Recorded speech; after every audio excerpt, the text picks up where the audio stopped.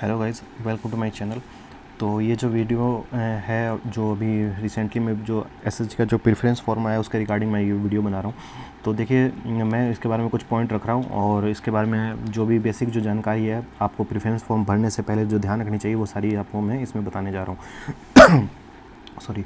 तो देखिए, सबसे पहले जो डिप्लोमा के जो स्टूडेंट हैं उनकी बात मैं कर लेता हूँ। ठीक है, डिप्लोमा में जो जो वैकेंसी डिप्लोमा वाले के लिए है उसके अंदर जो जैसे CPWD है और BRO MES है, CW PRS है, NTRO और ministry of port and shipping है। तो जो अपना प्रेफरेंस फॉर्म आया इसमें ये 6 की 6 अपने को वैकेंसी दे रखी है। इस बार सेंट्रल वाटर कमीशन को वैकेंसी को शामिल किया नहीं गया था, तो वो इसमें मेंशन नहीं है। तो सबसे पहले आपको ध्यान रखना है, जो भी डिप्लोमा के स्टूडेंट हैं उनको CPWD में अगर वो पढ़ने जा रहे हैं तो उनके लिए उनको कोई भी एक्सपीरियंस की ज़रूरत नहीं पड़ेगी। उनके लिए उनको कोई भी एक्सपीरियंस की ज़रूरत नहीं पड़ने वाली है, नो एक्सपीरियंस रिक्वायर्ड। ठीक है। और बाकी अगर BRO में भर रहे हैं और MES में भर रहे हैं तो इन दो डिपार्टमेंट के लिए आपको 2 साल का एक्सपीरियंस चाहिए। और ये जो एक्सपीरियंस जो होगा वो बिफोर क्रूशियल डेट होगा। क्रूशियल डेट का मतलब हो गया वो डेट जिसके जो फॉर्म फिलिंग का जो लास्ट डेट था, जो इस बार पिछली बार फॉर्म फिलिंग का जो लास्ट डेट था वो था 3 सितंबर 2022। इससे पहले का आपका एक्सपीरियंस जो है वो वैलिड एक्सपीरियंस है, वो आपके पास रहना चाहिए। उसके बिहाफ पर आप ये 2 पोस्ट को भर सकते हो। ठीक है। बाकी जो CPWD में आपको कोई भी रिक्वायरमेंट नहीं है, आप बाकी सारी जो भी डिपार्टमेंट है उसको आप फिल कर सकते हो। ठीक है। अब बात करते हैं हम इसके बारे में कि कितना साल के जो एज रिक्वायरमेंट है वो कितनी है। तो देखिए, 32 साल की रिक्वायरमेंट, अगर आपकी एज 32 साल के अंदर है तो आप एलिजिबल हो किसके लिए, CPWD के लिए। ये मैं बात कर रहा हूँ जनरल कैटेगरी वाले बंदों के लिए। ठीक है। और बाकी जितने भी डिपार्टमेंट में उसमें मिनिमम एज का जो क्राइटेरिया वो 30 ईयर का है। ठीक है, 30 ईयर का मिनिमम एज का क्राइटेरिया रखा गया है। तो ध्यान रखना आप 600, और ये 32 साल का केवल CPWD में है और बाकी में 30 साल है। और बाकी जो अदर है जैसे OBC है उसको मिनिमम 3 साल का क्या उनको रिलैक्सेशन मिल जाता है, और SC ST वालों को 5 साल का रिलैक्सेशन मिल जाता है। तो उसके हिसाब से आप अपना देख लीजिएगा। और हम जैसे बात करते हैं कि CPWD की टोटल जो सीट है वो टोटल जो इस बार जो सीट आई है वो 640 है। BRO की जो सीट है 1077 है। MES में 404 सीट आई है। और central water power research station में जो सीट आई है वो टोटल आई है 8, जिसमें से जनरल कैटेगरी की 6 है, EWS की 1 है और SC की 1 है। ठीक है। NTRO की टोटल सीट आई है 3, और 3 को 3 जो है वो जनरल कैटेगरी की है। और ministry of port and shipping, वो इसकी टोटल सीट आई है 7, और जिसमें जनरल की 4 है, EWS की 1 है और SC की तो सीट 2 है। तो हमको, मैं ये चीज़ क्यों बता रहा हूँ, क्योंकि आपको जब फॉर्म फिल करोगे तो आपको ये चीज़ देखना है कि जो डिपार्टमेंट जो ये 3 डिपार्टमेंट हम हर कोई भरेगा। ठीक है। और उसके बाद में अगर ये डिपार्टमेंट भर रहे हो तो ये आपको देखना है कि OBC वाला, OBC कोई बंदा है, ठीक है, वो अगर वो उसकी सीट वहाँ पर अवेलेबल नहीं है और वो OBC के ही कट ऑफ से क्वालिफाई कर रहा है तो उसको ये भरने की ज़रूरत नहीं है। ठीक है। सीट, क्योंकि उसके पास OBC की सीट नहीं है। हाँ, अगर कोई OBC का या किसी भी कैटेगरी का, जनरल के अलावा किसी भी कैटेगरी का स्टूडेंट है, वो जो मेंस की जो कट ऑफ को अगर जनरल वाली कट ऑफ से क्लियर कर रहा है तो वो सारी की सारी वो ये तीनों के तीनों जो डिपार्टमेंट है वो तीनों डिपार्टमेंट को भर सकता है। ठीक है। तो इसका विशेष ध्यान रख लीजिएगा। जैसे ministry of port and shipping में जनरल की टोटल 4 सीट है, EWS की 1 है और SC की 2 है। तो SC वाला भर देगा इसको। ठीक है। SC वाला अगर भरना चाहेगा तो भर देगा। और कुछ ऐसे बंदे होंगे OBC की यहाँ पर जैसे सीट मेंशन नहीं है, तो OBC के कुछ ऐसे बंदे होंगे जो अगर जिनको लगता है जो कि उनकी जो कट ऑफ है वो जनरल वाली कट ऑफ से पार हो जाएगी, तो आप ये उसको जनरल में कंसिडर कर लिया जाएगा। तो उसके हिसाब से आप ये उसकी सीट भर सकते हैं। मैं इसका प्रेफरेंस भी आपको बताऊंगा कि कैसे क्या प्रेफरेंस भरना है। अब जैसे जो बीटेक वाले स्टूडेंट हैं उनके लिए जनरली प्रेफरेंस क्या भरना है, सबसे पहला CPWD भरेगा, उसके बाद MES भरेगा, उसके बाद NTRO भरेगा, उसके बाद में CWPRS भरेगा, उसके बाद में BRO भरेगा, उसमें मिनिस्ट्री ऑफ पोर्ट भरेगा।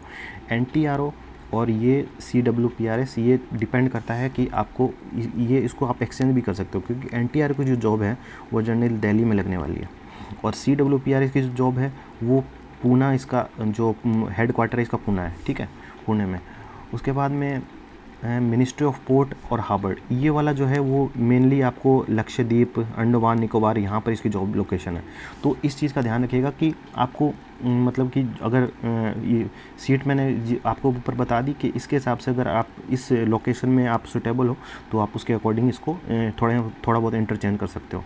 और एक बात का ध्यान रखिएगा, जो बंदे सबसे पहले तो वो बंदे जिनका ऑलरेडी CPWD में पिछले साल ऑलरेडी, जैसे कुछ ऐसे बंदे होंगे, कुछ 20, 25, 30 कितने भी होंगे, जिन्होंने क्वालिफाइड था, उन्होंने वापस एग्ज़ाम दिया है और वापस एग्ज़ाम दे के फिर भी उनके नंबर अच्छे आए, उसके बाद भी वो इस बार भी CPWD का प्रेफरेंस भरने जाएंगे। कुछ बंदे होंगे, तो आपको ध्यान रखना है, आपको कोई भी मेडल नहीं मिलने वाला इसके कि अगर आप इस चीज़ को भरोगे कि मेरे को 2 बार मैंने CPWD को क्वालिफाई किया है, तो आपको वो कोई मेडल नहीं देने वाला, ठीक है। तो आप ध्यान रखिएगा कि आपको इस बार जो प्रेफरेंस फॉर्म भरनी है वो 1:1 के अकॉर्डिंग इस बार, क्योंकि कोई भी एक्स्ट्रा, हमेशा क्या होता है कि 3 गुना बुलाते हैं, उसके बाद में फाइनल लिस्ट आती है, उसके बाद में पता लगता है। इस बार क्या है कि जितने प्रेफरेंस फॉर्म के लिए सूटेबल कैंडिडेट होंगे 1:1 के अकॉर्डिंग बुलाया जाएगा। तो किसी भी आपको सोचना है कि किसी और बंदे का जो सीट है वो ख़राब ना हो, तो सबसे पहले इसका ध्यान रखना है। कुछ बंदे होंगे जो इस बार MES में सिलेक्टेड होंगे पिछले बार, और वो चाह रहे होंगे कि मेरे को CPWD मिले, ठीक है, तो वो एक ही प्रेफरेंस भर दें CPWD, या कोई चाह रहे हो कि NTRO भर दें, ठीक है। अगर वो चाहते हैं कि अब कोई बंदा MES में, वो तो ये तो बिल्कुल नहीं चाहता होगा, वो BRO में जाना चाहता होगा, ठीक है, वो तो BRO में बिल्कुल नहीं जाना चाहता होगा, तो आप BRO को सीट को आप खाली रखिए, ताकि जो BRO में जो 1000 कुछ वैकेंसी आई है वो किसी भी जो ज़रूरतमंद कैंडिडेट है उसको मिल सके, ठीक है। अब कोई बंदा जो BRO में है, तो वो अपने प्रेफरेंस फॉर्म में CPWD डाल सकता है, MES डाल सकता है, ठीक है। और ऑलरेडी जो पिछले साल BRO में था, और वो अपना प्रेफरेंस फॉर्म में BRO को छोड़ दे, ये बात का ध्यान रखिएगा, ठीक है। जो जिसमें है वो उसको ना भरे, उसके अलावा भरे, ठीक है, ताकि जो भी और बच्चे हैं जो ज़रूरतमंद, आज पता है कितना ज़्यादा बेरोज़गारी का अभी माहौल है, और उसमें अगर आप किसी एक बंदे की भी हेल्प कर रहे हो तो वो बहुत ही बड़ी बात है आपके लिए, ठीक है। तो इस चीज़ का दूसरों का भी सोचना है कि खुद का नहीं सोचना। और ये वाला तो स्पेशल ध्यान रखिएगा, जो ऑलरेडी जिन्होंने दोबारा एग्ज़ाम दिया है बिना काम से और मेडल लेना चाहते हैं, तो उनको कोई भी मेडल नहीं मिलने वाला भाई, ठीक है। तो आप ध्यान रखिए इस चीज़ का। उसके बाद में डिप्लोमा, अब डिप्लोमा की बात करते हैं। डिप्लोमा में जो बंदे हैं, अगर आपके पास एक्सपीरियंस अवेलेबल है, तो ऊपर वाली जो बीटेक के लिए मैंने प्रेफरेंस बताया, वो सेम का सेम प्रेफरेंस भर सकते हैं।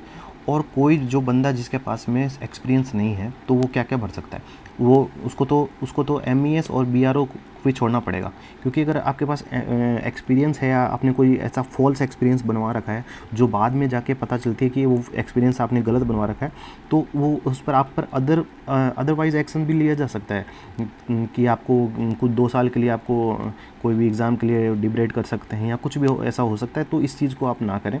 अगर एक्सपीरियंस आपने अच्छे से बनवा रखा है, तो ही आप MES और BRO डिपार्टमेंट को भरें, स्पेशली डिप्लोमा वाले स्टूडेंट के लिए है ये। और उसके बाद में अगर एक्सपीरियंस नहीं है, तो देख लीजिए CPWD है, CWPRS है, मिनिस्ट्री ऑफ पोर्ट है, NTRO, ये 4 आप इसको भर सकते हो, ठीक है, अपने प्रेफरेंस फॉर्म में। और जो BRO में जो जा रहे हैं बंदे, अगर ध्यान रखिएगा एक बात, कि BRO में इस बार बहुत ज़्यादा सीट है, और बहुत ज़्यादा सीट हो, और किसी का एग्ज़ाम अच्छा हुआ होगा, किसी का एग्ज़ाम थोड़ा एवरेज हुआ होगा, तो आप ध्यान रखिएगा, जिसका भी एग्ज़ाम मान लीजिए एवरेज हुआ है, ठीक है, और वो सोच रहे हैं कि मेरे को चलो कुछ भी मिल जाए, और कुछ ऐसे भी बंदे होंगे कि जिनका एग्ज़ाम एवरेज गैस से नीचे हुआ होगा, और उनका मान लीजिए सिलेक्शन हो जाता है, उनको BRO मिल जाता है, और वो फिर इस बाद में कहेंगे कि नहीं यार, मेरे को नहीं जाना BRO में। तो वो ऐसे बंदे वो पहले ही सोच ले कि मेरे को BRO में अगर मेरे को जाना है, तो मैं पहले मेरा जो भी मेडिकल स्टैंडर्ड है वो मैं अपना पहले चेक कर लूँ, ठीक है। अगर मैं उसमें उसको फुलफ़िल कर पा रहा हूँ मेरा मेडिकल स्टैंडर्ड को, तो ही मैं BRO को फिल करूँ। या कुछ ऐसे बंदे हैं जो नहीं जाना चाह रहे हैं BRO को, वो BRO को छोड़ दें, ताकि जो और बंदे हैं जिनको BRO मिल सकता है वो मिल जाए। तो BRO को मेडिकल स्टैंडर्ड के लिए कुछ चीज़ें हैं, मैं आपको उसमें ये दिखाता देता हूँ, ठीक है। ये देखिए, जैसे ये BRO का कुछ स्टैंडर्ड है, देखिए उसमें कुछ फिजिकल एफिशिएंसी है, फिजिकल स्टैंडर्ड है, ठीक है, कुछ ये टेस्ट होते हैं, मेडिकल स्टैंडर्ड टेस्ट है, ठीक है। ये आप यहाँ से इसको एक बार गो थ्रू कर सकते हैं, ठीक है। ये मैं इसको स्लाइड को थोड़ा धीरे धीरे ले जा रहा हूँ ताकि आप इसको पढ़ लें, ठीक है। और एक इम्पॉर्टेंट इसमें जो चीज़ है वो मैं आपको बता देता हूँ। इसमें जो रनिंग होता है, वो इसमें जो रनिंग होती है वो 10 मिनट के अंदर आपको 1600 मीटर के लिए दौड़ना रहता है। ठीक है। अगर वो आप वहाँ पर फुलफ़िल नहीं कर पा रहे हो तो फिर वो वहाँ से वो आपका सीधा रिजेक्शन हो जाएगा। तो इसलिए अपने रनिंग पर स्पेशल ध्यान दीजिए। अगर कोई बीआरओ में जाना चाह रहा है तो 1600 मीटर की रनिंग करनी है, 1.6 किलोमीटर की रनिंग करनी है विदिन 10 मिनट्स। तो अगर कोई बंदा नहीं कर पा रहा तो उसको पहले अपनी प्रैक्टिस कर लेनी चाहिए। ठीक है, ये देखिए, ये साफ साफ लिखा हुआ है।